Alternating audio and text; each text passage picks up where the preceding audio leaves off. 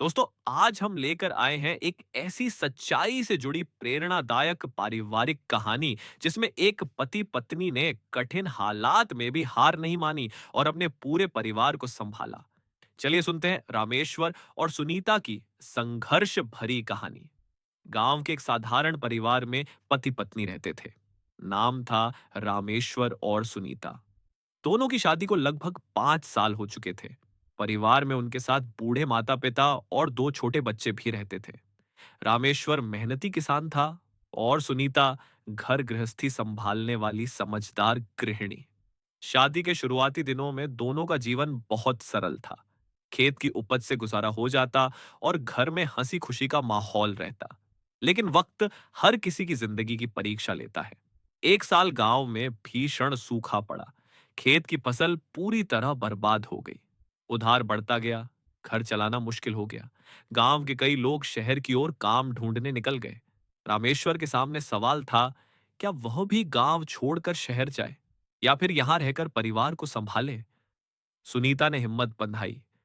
हम चाहे जैसे भी रह लें, लेकिन माँ बाप और बच्चों को छोड़कर मत जाओ। मेहनत करोगे तो धीरे धीरे सब ठीक होगा। उसके शब्दों ने रामेश्वर को शक्ति दी। गरीबी के कारण परिवार में कई बार तनाव होने लगा। छोटे छोटे खर्चों पर झगड़े होते। कभी बच्चों की पढ़ाई का खर्च तो कभी दवाई के पैसे।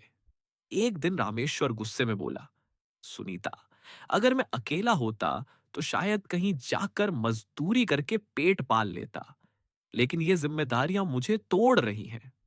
सुनीता की आंखों में आंसू आ गए। उसने शांत स्वर में कहा, आप अकेले नहीं हो, मैं भी हूं। हम दोनों मिलकर यह जिम्मेदारी उठाएंगे। झगड़ने से कुछ नहीं मिलेगा। एक परिवार की असली ताकत उसका साथ है। उनकी ये बातें बच्चों ने भी सुनी और समझा कि माँ बाप का साथ ही सबसे बड़ी पूंजी है। रामेश्वर ने ठान लिया कि गांव में ही रहकर कुछ नया करेगा। उसने सरकारी योजना के तहत गाय भैंस पालने का काम शुरू किया। सुनीता ने दूध से दही, घी और पनीर बनाकर गांव में बेचना शुरू किया। धीरे धीरे यह काम चल निकला। गांव में लोग उनके साहस की तारीफ करने लगे। काम बढ़ने लगा तो परिवार के कुछ दूर के रिश्तेदार लालच में पड़ गए। वे बार बार उधार मांगने आने लगे। जब रामेश्वर ने इनकार किया तो गांव में उसके खिलाफ बातें होने लगी। सुनीता ने समझाया, लोग चाहे कुछ भी कहें, हमें सच्चाई और मेहनत से पीछे नहीं हटना चाहिए। परिवार का भला दूसरों को खुश करने से नहीं होगा।